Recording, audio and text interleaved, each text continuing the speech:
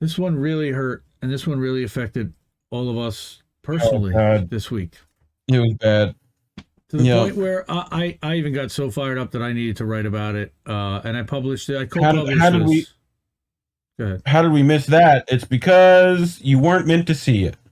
That's why. Yeah, we're gonna miss that Um. forever now, and Yep. yeah, how Hopefully not forever, ever. well, But Lee yeah, basically even said tonight that it's not going to come back in its form because the production company that ran it is not is no longer going to support it or whatever. And unless we can yeah, find someone with a whole pile of money to rebuild that real quickly, I don't know how it's going to happen.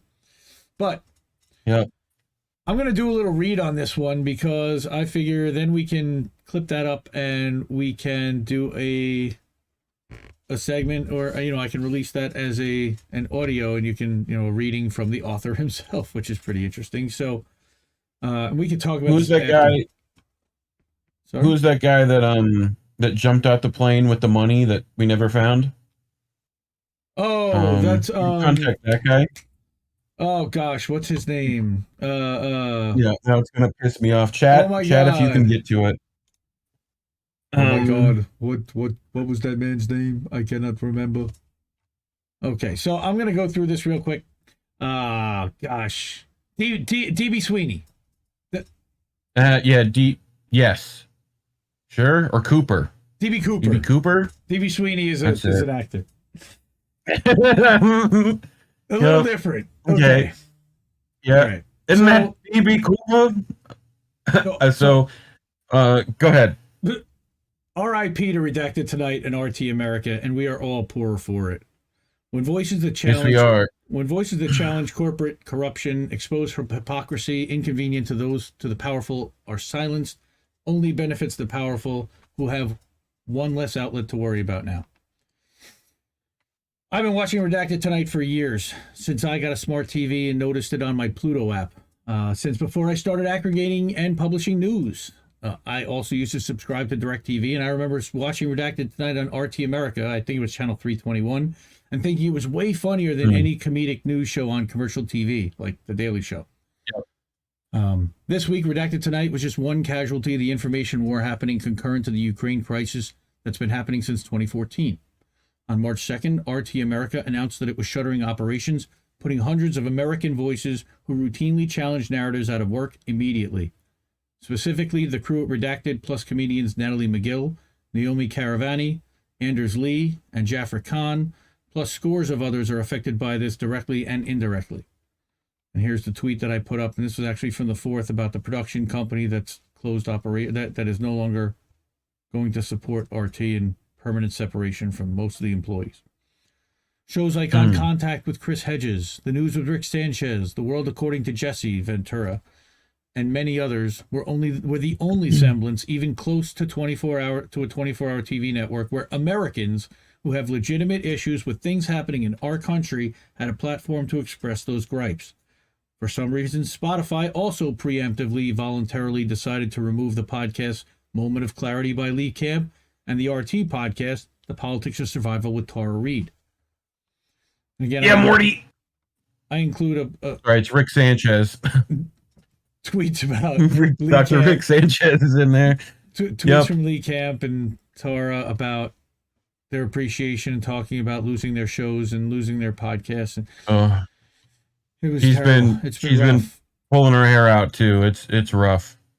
And Tara's, of course, in the INN family, so we've been doing all we can to rally around her and support her, and we love her. And we got her YouTube channel with some stuff up. She's gonna be putting up.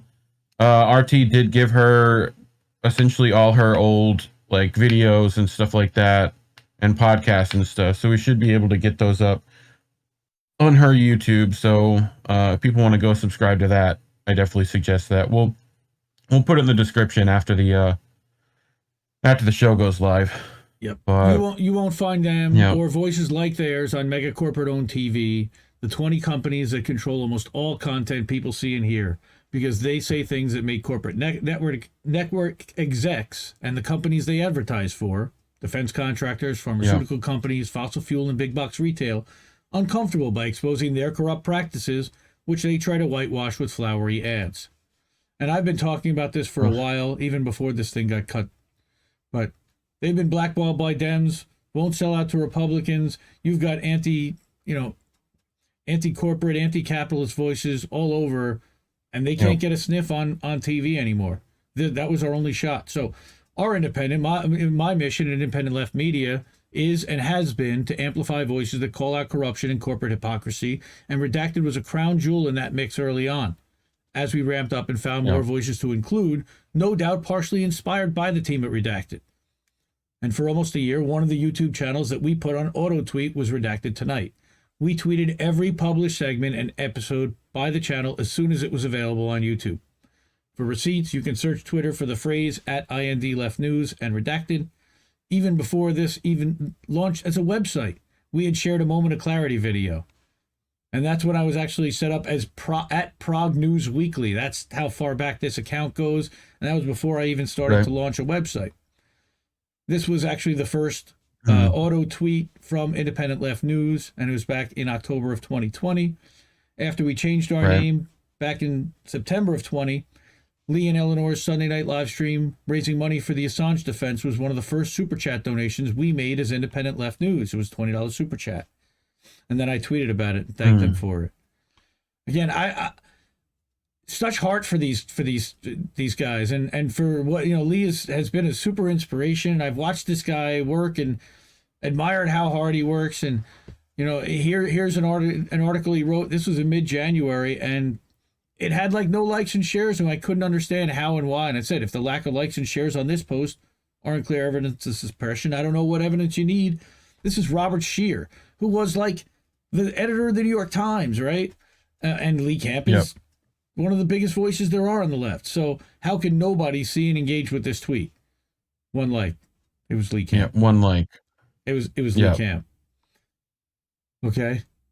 This automation also included supporting Lee Camp's other shows and channels, Moment of Clarity and Government Secrets, plus Eleanor's Common Censored podcast in our auto tweet rotation. All right. We included his podcast at LeeCamp.com, his post at LeeCamp.com, and its sheer post when he wrote stuff. In addition to performing stand-up comedy, he really is one of the hardest working people in this business, though few people notice or acknowledge it. They just say, he yells at me on screen. Well, yeah, he does, but he's funny. And we support independent media and amplify voices like these. All right. Here's one. Again, this was that piece just even a couple of weeks ago. No, this was all the way back in December 2020. Pandemic Dirty Dozen, talking about the companies that were getting rich off of pandemic. And then we at Independent Left Media stand in solidarity, as well as all the channels in IndieNews.Network family, content creators, stand in solidarity with all those who lost their jobs. We'll continue to amplify their voices as they reemerge, likely on the independent scene. We've seen the independent content creator space already step up to voice their outrage and concerns too, and here's just a small sample. And we've got an article written by Caitlin about that, and of course Misty, absolutely, and Fee, with Rachel Blevins there. Even Pat the Burner got in on this. Okay, and I just wanted to mention that Lee started a Patreon to continue his work, and we subscribe to that and support that. Tara has a Substack where you can support her with a one-time or monthly subscription, so please go and do that if you can. Even if you can just subscribe and share. I almost got Autopilot to put in writing that he'll support the free speech of plenty of those people above in those threads, but didn't quite get that out of him. Yeah, please support them and don't allow these voices to be silenced. Is my last request here in writing this. But I just thought it was important to put it out there myself, that how much I appreciate what they've done as a team, and I've reached out to each one of these people actually, and they all kind of either followed me or responded. It was really nice, and just the bots were out in force that day too. It was bad on Twitter. Pretty brutal.